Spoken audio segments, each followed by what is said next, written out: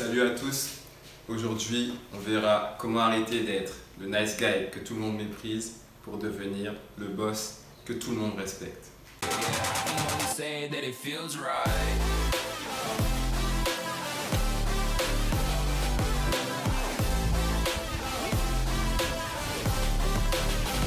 Premièrement, vous devez arrêter de demander et commencer à suggérer. Laissez-moi vous poser une question. Est-ce que ceci vous semble familier? Ouais, salut mec. Je voulais te demander, ça te dit qu'on fasse un truc la semaine prochaine? Ouais, ça me convient. Et quand est-ce que tu seras libre la semaine prochaine alors?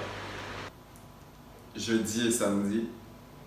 Ah ok, je serais plutôt pour jeudi ou samedi, c'est lequel qui te plairait le plus? Je pense samedi.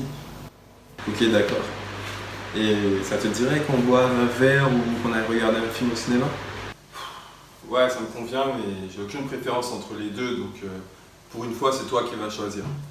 Alors, le nice guy, ça va être quelqu'un qui aura toujours peur d'offenser les autres, de les gêner. Et c'est pour ça qu'il est tout le temps en train de demander la permission. Il est tout le temps en train de demander l'approbation des autres. Il leur demande aussi ce qu'ils veulent faire. Et en fait, il fait passer les autres avant lui. Et clairement, c'est quelque chose qui montre qu'il n'a pas confiance en lui. Donc c'est pas comme ça qu'il va avoir du succès avec les potes et encore moins avec les filles. En fait, il n'aura jamais la vie qu'il veut, il n'aura jamais la vie sociale qu'il espère avoir parce que les autres vont le prendre de haut. Voilà ce que vous devriez faire à la place. Salut mec, comment ça va? Je vais bien. T'as dit qu'on se fasse un truc cette semaine? Ouais, pas de soucis. Je te propose qu'on aille près de ce nouveau bar près de chez moi. Ils font des super cocktails et tout, c'est pas cher. Je pense que tu vas vraiment kiffer. Ah ouais, c'est une bonne idée. Je kiffe ce genre de bar. C'est clair que je suis ok pour qu'on puisse y aller. Bonne proposition mec. On se fait ça samedi, ça te va? Ouais, je suis totalement ok pour samedi. Ok, yes. Bon bah samedi alors. Voilà, c'est pas plus compliqué que ça les gars. En faisant des suggestions, vous allez montrer que vous n'avez pas peur, que vous avez le courage de prendre les choses en main. Et ces deux qualités sont des choses qui sont très attractives. Deuxièmement, posez vos limites.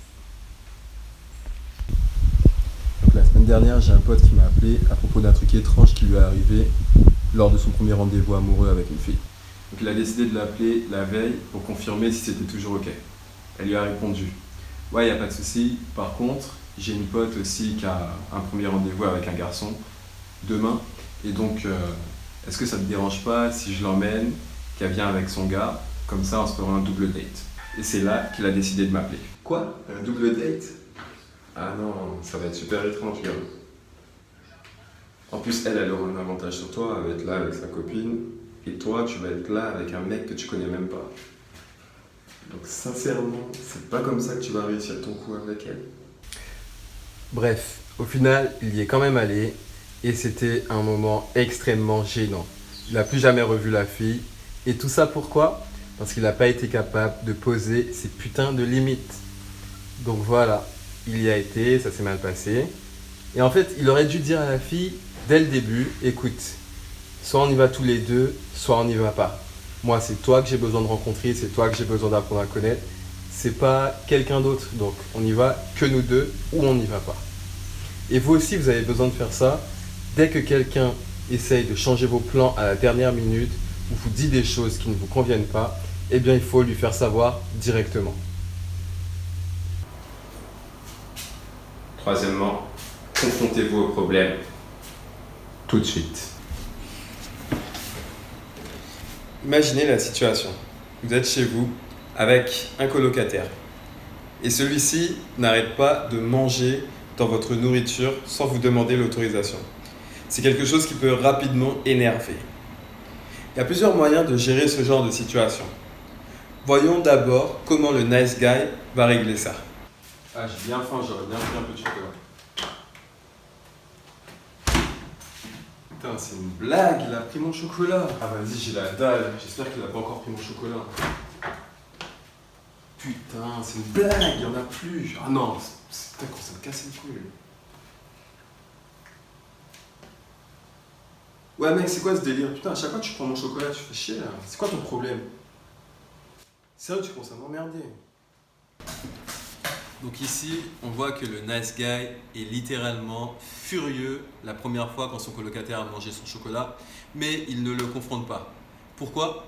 Parce qu'il a peur de la confrontation. Donc en fait, il garde toute sa colère à l'intérieur de lui et il est vraiment en colère à cause de la situation, mais aussi parce qu'il sait qu'il ne peut pas confronter son colocataire. Donc, après avoir gardé sa colère, au bout d'un moment, il explose et il parle n'importe comment à son colocataire. Et c'est quelque chose qui fait vraiment pitié et surtout qui ne va pas aider à améliorer la situation. Donc voilà ce qu'il aurait dû faire à la place. Ah, il a dalle, j'aurais bien pris un peu de chocolat. Oh, c'est une blague, il n'y en a plus. Putain, je suis sûr que ça doit être un coup de mon colocataire encore, je vais l'appeler. Ouais mec, je t'appelle parce que je voulais manger du chocolat et tout, et je vois qu'il n'y en a plus du tout. Ouais, c'est mon chocolat, gros, c'est pas le tien, donc faudrait que t'évites de faire ça, c'est le mien, tu l'as encore terminé. Ok, tu pensais que c'était le tien, d'accord. Bon, ben, va falloir qu'on s'arrange entre nous, on va mettre nos noms sur sur les tablettes de chocolat, comme ça va pas se reproduire encore. Ok, il y a ça, il n'y a pas de problème. Ici, on voit que les choses se passent mieux parce que la personne de l'exemple appelle son colocataire directement pour pouvoir le confronter. Plus vous confrontez les personnes tôt, et mieux ce sera. Donc ici, la personne a pu parler à son colocataire de manière calme et rationnelle parce qu'il ne s'est pas laissé submerger par ses émotions. C'est super efficace parce que ça ne vous laisse pas le temps de suranalyser les choses et de tourner le problème en quelque chose de plus gros que ce qu'il n'est vraiment. De plus, ça va vous permettre d'affronter la confrontation avec beaucoup plus de confiance en vous et c'est tout simplement mieux. Conseil numéro 4, toujours raconter des histoires.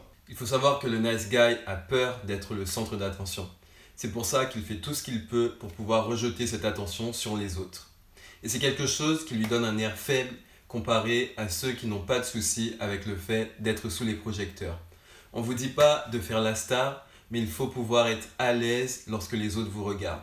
Et un bon moyen de le faire, c'est de raconter des histoires. Ici, on va regarder ce que le nice guy fait en général lorsqu'il a la possibilité de pouvoir raconter des histoires. Et donc tu disais que tu venais d'où finalement? Des États-Unis, Miami plus précisément. Ah ouais, Miami, ouais. J'y étais le mois dernier et enfin bref. Tu disais quoi tout à l'heure sur les gens qui te saoulent? Voilà ce qu'il aurait dû faire à la place. Et donc tu disais que tu venais d'où finalement? Des États-Unis, Miami plus précisément. Ah ouais, Miami. Ouais, j'y étais le mois dernier. Et c'est vrai que c'est super cool et tout comme endroit. Mais j'ai perdu mon téléphone à Miami Beach. Et après ça, il n'y a que des trucs de malades qui me sont arrivés. Donc vous allez jamais me croire. Laissez-moi vous raconter la suite. Et si vous pensez que vous êtes nul pour raconter des histoires, ne vous inquiétez pas. Il y a seulement 2 choses que vous devez savoir faire. La première, c'est d'être enthousiaste, dynamique et de parler de manière audible. La deuxième, c'est de garder l'histoire assez courte. Vous voulez pas être ce mec qui raconte une histoire de 15 minutes et qui saoule tout le monde. Les gens détestent ça. Cinquièmement, reste franc et direct. Si tu es souvent en train de te demander comment je peux faire pour que cette fille puisse m'aimer, eh bien mon gars, ça te rend coupable. Ça te rend coupable parce qu'en fait, la vraie question que tu es en train de te poser, c'est comment je peux manipuler cette fille pour qu'elle puisse m'aimer.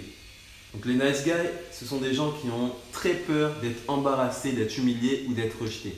Et c'est pour ça qu'ils préfèrent essayer de manipuler les gens pour obtenir ce qu'ils veulent plutôt que d'être franc direct et de demander tout de suite ce qu'ils veulent. Donc s'il y a une fille qui vous plaît, il faut lui demander « Est-ce que tu veux sortir avec moi ?» Et si elle dit non, eh ben, il faut passer à autre chose, il faut tourner la page. Et si à chaque fois que vous demandez aux filles, c'est toujours la même réponse, c'est toujours des non, eh ben, les gars, il faut vous remettre en question. Peut-être que vous n'êtes pas assez attractif, donc il faut que vous commenciez à aller à la salle de sport pour améliorer votre corps, il faut améliorer votre style, prendre soin de votre peau, ou je sais pas moi, être un peu plus ambitieux au niveau professionnel pour pouvoir avoir plus d'argent, pour pouvoir montrer aux personnes que vous êtes quelqu'un qui veut avancer dans la vie. Et ça doit être comme ça pour tous les aspects de votre vie. Si vous avez envie de sortir avec une fille, demandez-lui est-ce que tu veux sortir avec moi. Si vous avez envie d'avoir une promotion, dites à votre boss boss, qu'est-ce que je dois faire pour avoir une promotion ou une augmentation. Sinon, vous êtes juste quelqu'un de faible et de manipulateur. Et c'est comme ça qu'on va terminer cette vidéo.